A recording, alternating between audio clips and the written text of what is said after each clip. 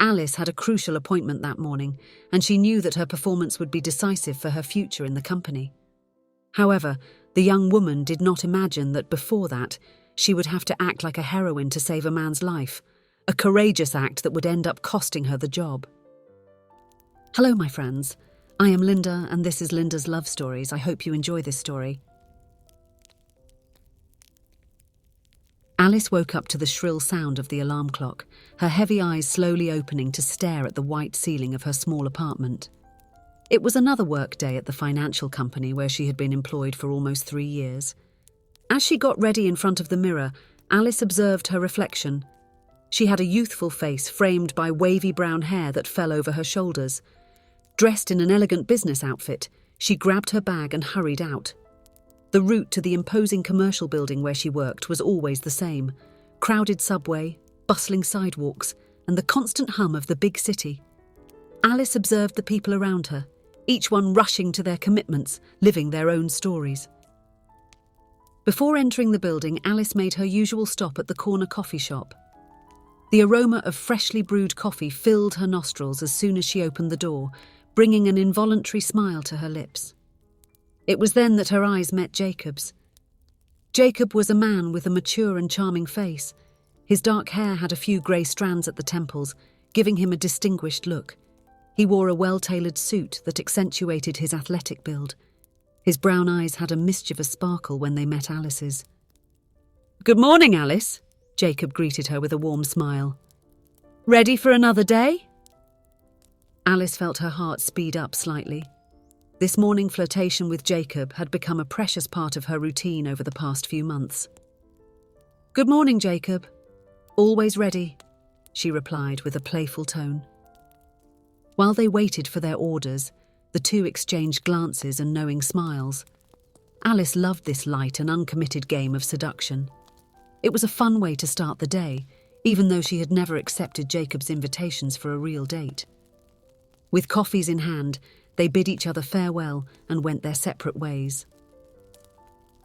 Alice entered the building where she worked, greeting the doorman and a few colleagues in the elevator. Upon reaching her floor, she was met with an unusual buzz. "Have you heard about the new financial manager?" a colleague asked excitedly as soon as Alice sat at her desk. "New manager?" "I didn't know we were hiring someone," Alice responded, curious. Melissa leaned in, lowering her voice. "They say he's young and brilliant. He came from a big company and is going to bring an entirely new vision to the sector. I've heard he's already in the building, in a meeting with Mr. Thompson." Alice nodded, absorbing the information. Changes always brought a mix of anticipation and apprehension. She wondered how it would be to work with this new manager and if it would affect her position in the company. Throughout the day, Alice found herself occasionally looking towards the meeting room, hoping to catch a glimpse of the mysterious new manager. At one point, she saw him leaving, but she managed to get only a view of his back, a tall man with broad shoulders, dressed in a flawless dark suit. At the end of the workday, Alice was called into her supervisor's office. "Alice, I have a special task for you," he said with a smile. "I want you to prepare the welcome presentation for the new financial manager. It will be tomorrow morning, so I need it to be impeccable." Alice felt a mixture of pride and anxiety. It was an opportunity to stand out, but also a great responsibility. "You can count on me," she responded confidently. That night, Alice stayed up late working on the presentation. She wanted each slide to be perfect, every piece of information accurate and relevant. When she finally went to sleep, it was already past midnight, but she felt satisfied with the result. The following morning, Alice woke up earlier than usual, anxious for the big day. She carefully chose her outfit, a navy blue dress that fit her well, paired with a light blazer. She wanted to look professional and confident. As usual, she stopped by the coffee shop. Her heart skipped a beat when she saw Jacob. He looked especially smart that day, wearing a grey suit that seemed tailor-made. "Going to a wedding today, Jacob?" Alice teased, a mischievous smile on her lips. "I hope it's not yours, or I'll be heartbroken." Jacob laughed, his eyes sparkling with amusement. "A wedding? Only if you're the bride," he replied, joining in the fun. Then his face took on a more serious expression, although he was still smiling. Actually, today I start a new job. Alice raised her eyebrows in surprise. Really? That's great, Jacob. Congratulations. Thank you, he replied, adjusting his tie. Then, with a hopeful look, he added, how about you finally accept my invitation and we go out for dinner tonight to celebrate my new job? Alice hesitated for a moment. Normally she would decline, keeping that relationship at the level of casual flirting. But today, fueled by her own excitement about the presentation she was going to give, she felt bolder. I think this is a good reason for a dinner, she responded with a smile. Jacob's eyes lit up at the positive reply. They exchanged phone numbers and agreed to meet later. They left the cafe together, excitedly chatting about their plans for the evening. Then it all happened within seconds. Distracted by the conversation and with his eyes fixed on Alice, Jacob didn't realise he was nearing the edge of the sidewalk. Alice, however, saw the bus approaching quickly. "Jacob, watch out!" she shouted, her body acting on instinct. With a swift motion, she grabbed Jacob's arm, pulling him back with all the strength she could muster. The tug was sufficient to pull Jacob out of the bus's direct path, but not enough to completely avoid the impact. The vehicle's mirror struck the side of Jacob's head, causing him to stagger backward and fall onto Alice. The world seemed to turn in slow motion. Alice felt Jacob's weight on her, heard the frightened screams of the people around them, and the piercing sound of the bus brakes. Her heart was racing, a mix of fear and adrenaline coursing through her veins. "Jacob! Jacob, are you okay?"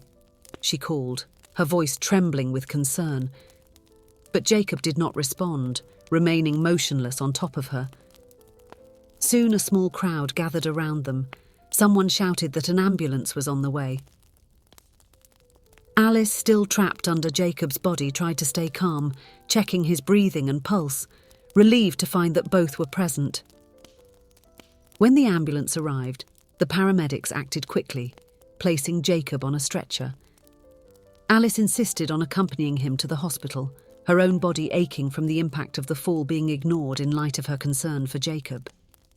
At the hospital, Alice waited anxiously for news, pacing back and forth in the waiting room. After what seemed like an eternity, a doctor appeared to speak with her. Mr. Jacob is out of danger," the doctor informed with a reassuring smile. "Despite the impact, there were no serious injuries. He is conscious now, but we will keep him under observation for today, just as a precaution." Alice let out a sigh of relief, feeling as if a huge weight had been lifted from her shoulders. "Can I see him?" she asked hopefully. The doctor nodded. "Sure, but just for a few minutes. He needs to rest." Alice entered the room quietly. Jacob was lying in bed, a bandage on his temple. His eyes opened at the sound of her footsteps, and a faint smile appeared on his lips. "My heroine," he murmured. Alice felt tears welling up in her eyes. "Jacob, you gave me quite a scare." "Sorry about that," he replied, his voice still a bit hoarse. "I guess I'll have to postpone our celebration." Alice laughed softly, relieved to see that he still had his sense of humour. "We have time for that. The important thing is for you to get well." They talked for a few minutes until a nurse came in, indicating that the visiting time was over. Alice said her goodbyes. It was only when she left the hospital that Alice realised two things. First, that her cell phone had broken in the fall, and second, that she was terribly late for work. With a jolt of panic, she ran to catch a taxi. Upon arriving at the office, Alice was immediately called into her supervisor's office. His face was red with irritation. "Alice, where have you been? Everyone was waiting for you to organise the welcome for the new manager." "I'm sorry, sir," Alice began, trying to catch her breath. "There was an accident. I had to accompany someone to the hospital." The supervisor frowned. "An accident? With whom?" Alice hesitated for a moment. A friend."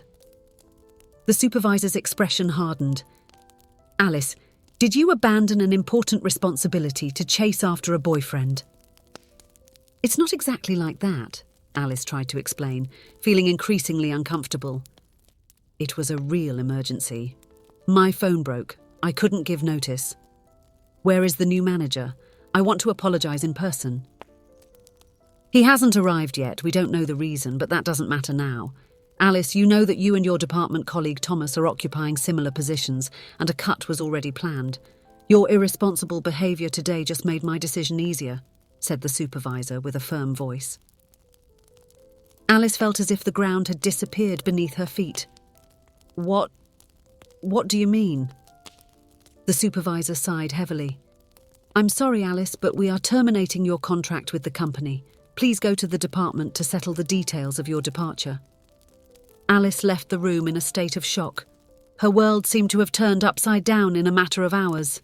She packed her things in silence, ignoring the curious looks and whispers from her colleagues. 3 days after the incident, Alice returned to the company to sign the final documents of her termination. Her heart was heavy as she rode the elevator for the last time. As she exited on the office floor, she nearly bumped into someone who was entering. Alice! She looked up, surprised to hear the familiar voice. It was Jacob, impeccably dressed in a dark suit, looking completely recovered from the accident. Jacob, what are you doing here?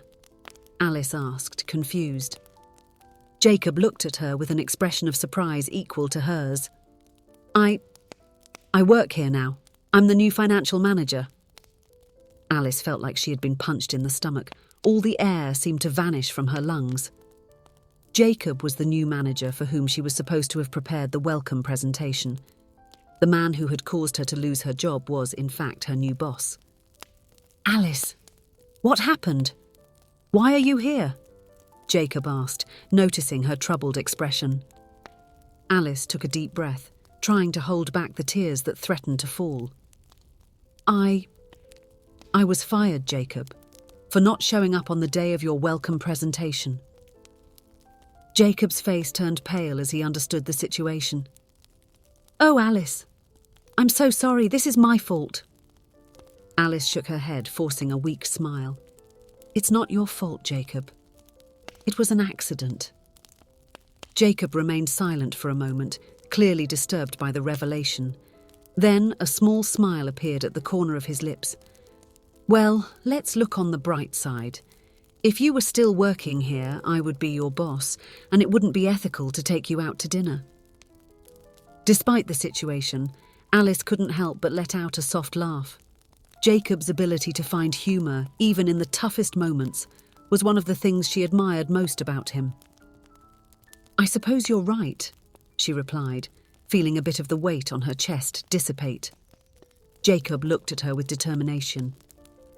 Alice, I promise I will do my best to fix this. Alice felt a wave of gratitude. Thank you, Jacob. That means a lot to me. In the days that followed, Jacob kept his promise. He used his contacts to help Alice get interviews at other companies.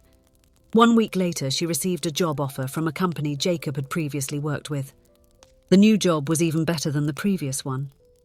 Alice found herself in a position with more responsibilities and better growth prospects. She was grateful for the opportunity and determined to make the most of it. Over time, the relationship between Alice and Jacob blossomed.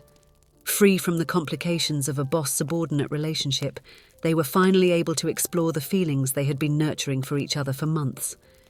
Their first official date was a dinner at a cosy restaurant with a view of the river. Alice wore a red dress that made Jacob's eyes shine with admiration. The conversation flowed naturally, filled with laughter and affectionate glances.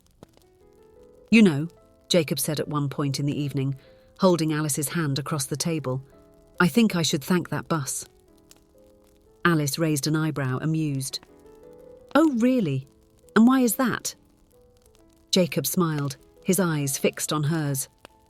Because if it weren't for the bus, you wouldn't have been late or gotten fired, and I couldn't say I love you. Alice felt her heart race at his words. Well, next time you want to impress me, how about just asking me out? It's way less dangerous, she joked. Jacob laughed, leaning in to plant a gentle kiss on Alice's lips. I promise that from now on, I'll keep our dates accident-free. Life had a funny way of working out, Alice reflected. She had lost a job but gained a better opportunity. More importantly, she had found someone who made her smile every day, someone with whom she wanted to share not just breakfasts but also dinners, weekends, and who knows, maybe a whole lifetime. If you enjoyed, please give it a like and subscribe to the channel. Leave a comment with a number from 1 to 5 to let us know how much you liked the story. Also, watch the video that is currently on your screen. See you soon.